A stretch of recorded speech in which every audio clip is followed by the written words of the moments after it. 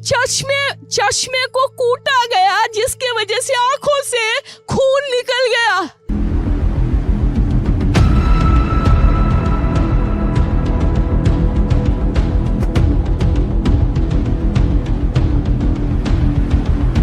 मैं प्रधानमंत्री से हाथ जोड़ के रिक्वेस्ट करूंगी कि ये घटना जो एक 31 ईयर ओल्ड एक meritorious student who has cracked a medical.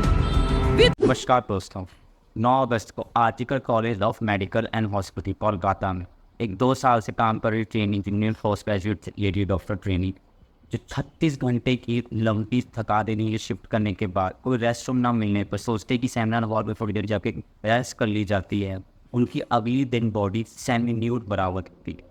और फर्स्ट कॉल में उनके पेरेंट्स को यह बताया जाता है कि आपकी बेटी ने सुसाइड कर लिया है। बट सुसाइड के 11 घंटे बाद भी उनके पेरेंट्स को उनकी बॉडी नहीं देखनी दी जाती है। इसके बाद जब प्रोफेसर्स ने, डॉक्टर्स ने, स्टूडेंट्स में आक्रोश बढ़ता है, तब जाके इनकी कहीं बॉडी देखने को मिलती है। और उसके बाद उनका पोस्टमार्टम होता है और उसके बाद एक ऑटोप्सी रिपोर्ट आती है और ऑटोप्सी रिपोर्ट उससे भी ज़्यादा हैरानजनक होती है। ऑटोप्सी रिपोर्ट में पाया जाता है कि विक्टिम की वजाइना के अंदर 150 mg सीमेन पाया गया जो किसी एक शख्स का कभी नहीं हो सकता। उनके आँख, मुँह, नाक पे बहुत गंभीर चोटें आई हैं, बहुत तेज़ दबाव बनाया गया उन पर। दोनों आँखों के बीच में शीशे पाए गए हैं जिससे पता लगता है कि उनकी आँखों पे बहुत तेज दबाव पड़ा है, जिसके करके उनके चश्मे की जो शीशे हैं वो अंदर धंस गए हैं। और ये भी पाया गया कि उनके पेल्विस के जोड़ जो है ना वो भी टूटे हैं। ये विक्टिम की माँ का कहना है।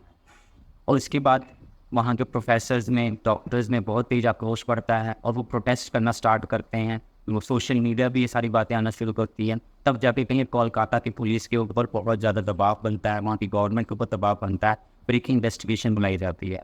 बट इन्वेस्टिगेशन में भी बहुत लापरवाहियाँ होती हैं जिसके करके ये डिले होता है। और जब इन्वेस्टिगेशन होती है तो इन्वेस्टिगेशन के अक्यूज्ड एरिया पे एक ब्लूटूथ डिवाइस पाया जाता है और वहाँ पे एक सीसीटीवी कैमरा में जितने भी लोग पाए गए हैं उन सब की जांच पड़ताल की जाती है। और एक संजय राय नामक व्यक्ति से वो ब्लूटूथ डिवाइस कनेक्ट हो जाता है जो वहाँ पे गिरा पाया गया था। उसके बाद सारा अक्यूज सारा उस व्यक्ति पे पाया जाता है। आखिर में पर संजय रॉय है कौन? संजय रॉय दोस्तों एक सिविक वॉलंटियर है, जो कि सिविक वॉलंटियर वो होते हैं जो पुलिस की डिज़ास्टर मैनेजमेंट में और ट्रैफिक मैनेजमेंट में हेल्प करते हैं और उनको महीने वेतन 10 से 12 हज़ार के आसपास मिलती है। उसके अलावा उनको कोई भी फैसिलिटी नहीं मिलती है। बट इस व्यक्ति की बात की जाए तो इसकी पहुंच बहुत पॉलिटिकल तक बताई गई है और ये भी बताया गया है कि इसमें सिर्फ एक व्यक्ति नहीं और भी कई सारे व्यक्ति शामिल थे इस केस में। इसके बाद जब इस व्यक्ति को गिरफ्तार किया जाता है तो इस व्यक्ति ने गलती भी कबूल की है। यहाँ तक कि ये भी कहा है कि उसे फांसी भी चढ़ा दो पर उसे अपनी गलती का कोई पछतावा नहीं।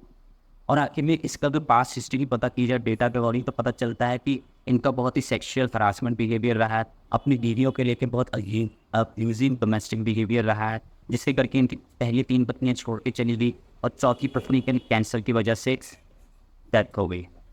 और इसके बाद जब ममता बनर्जी पे दबाव पड़ता है, ममता बनर्जी गवर्नमेंट पर दबाव पड़ता है और कोलकाता पुलिस पर दबाव पड़ता है, तो ममता बनर्जी का कहते हैं उनको नोटिस भेज देंगे संडे तक, उनको चाहे जो भी हो जाए उनको अपडेट चाहिए।